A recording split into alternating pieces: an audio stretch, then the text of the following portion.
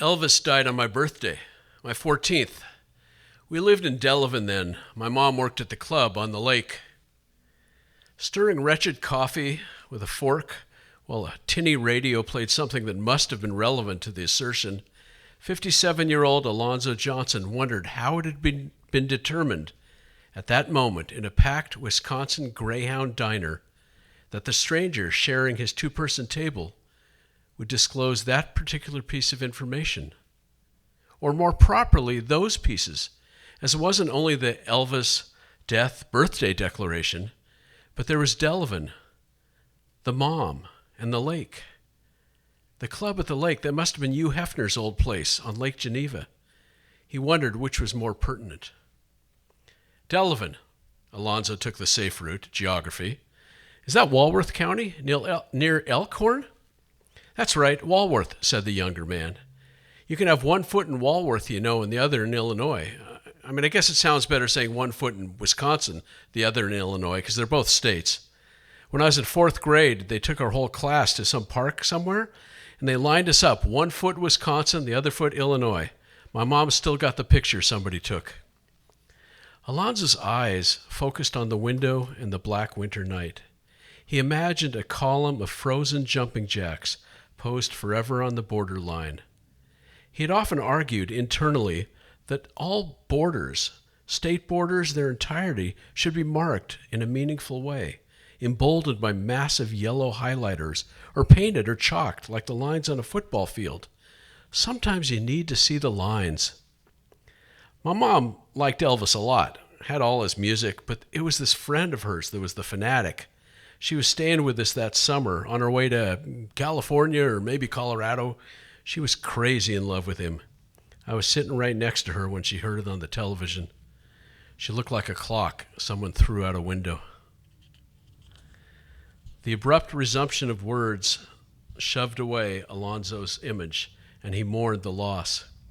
He would like to see that photograph on an aged mother's piano, or more likely in a dusty box in a closet, though he suspected it wouldn't match the one he had in his mind. Smashed clocks, however, were something he had really seen. She was devastated. She dressed in black for a week, but I guess all she had that was black were these tight leotard dance things, like short shorts, hot pants maybe. It was weird. She looked like something out of Hollywood. I couldn't stop looking at her, and she was as old as my mother. I was even thinking about her in bed. Both sides of the tiny table paused at the revelation, giving it its due. She never left the house, but played those records over and over and over. One night when my mom was pulling a double shift, she asked me, no, she didn't ask me, she told me, she ordered me to sing Love Me Tender to her. I don't even know if she knew I could sing or not. I hadn't sung a word since they kicked me out of choir the year before for smoking. Smoking? At what, 13? Alonzo himself had started at 15, but after a few attempts over 40 years, he had quit completely. Hadn't had a smoke in 8 months. It was the one she played the most. I heard it literally 35 times, maybe more, that week. It was rare to hear the word literally used correctly. Alonzo suspected he had just experienced it. Sing it to me at midnight on the back porch. That's exactly what she said.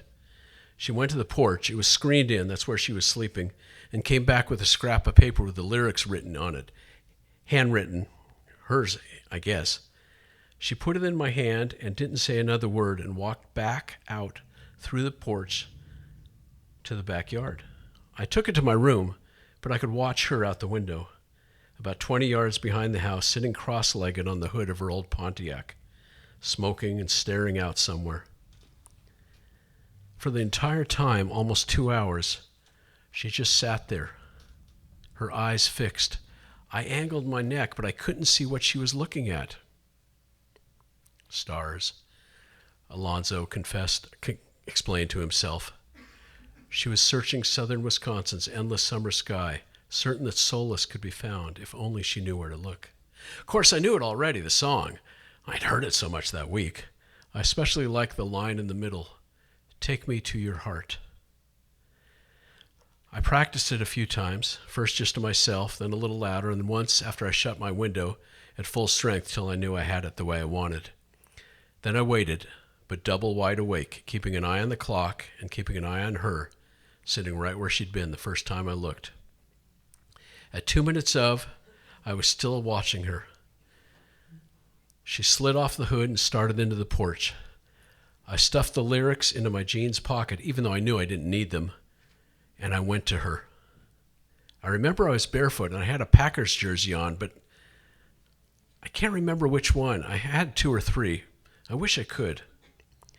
Alonzo had a fleeting memory of a refrain. I went to her.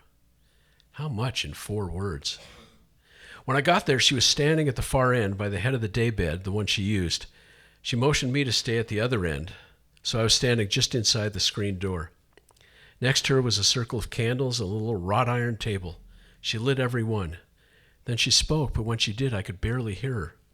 She said, "Now, please." She closed her eyes and I sang. Maybe her eyes were closed the whole time. I don't know. Even on a windless August night, the flames would have danced, sending gentle shadows to the fake wood paneling of the summer porch. I nailed that song. I had a band once, and I still sing sometimes, but I've never hit it like that. About 30 seconds after I stopped, she opened her eyes and kind of tiptoed to where I was standing. She put both her hands on my face and kissed me for as long as the song had lasted. I had kissed before, but I hadn't, after all. In those minutes, with her tears pouring all down my face, I realized why and how adults kissed. She pulled back, traced the line of my jaw with one finger, and then rested it for a split second on my peach fuzz mustache. Sometimes I can still feel that finger. Then she picked up her little suitcase, walked past me, into the yard, and drove away. I've had 3 marriages, 2 of them good ones. My wife and I still surprise each other. I have no complaints, none. But that kiss will stay with me forever. Up to then, I'd just been waiting, kind of like waiting for a bus that you don't know if it'll show up. Alonzo Johnson took a large, last swallow of cold coffee, picked up both checks from the table, paid the cashier, added the generous tip, and next to the register, found a cigarette machine. He pumped quarters in until a crisp pack of Camels dropped to the tray. Grabbing a nameless book of matches from a bowl on the counter, he went outside into the chill, his breath immediately visible, the pack already open and the cigarette between his lips. Instinctively locating the darkest corner of the parking lot, he leaned against the base of the utility pole, its iciness cutting his thin jacket to the small of his back. Amid the constellations, he was easily able to locate, as he struck his first match in 240 days, the screened-in porch in Delavan, the little blue suitcase and the stringed handbag, the red taillights, one brighter than the other, heading west across the bright yellow lines.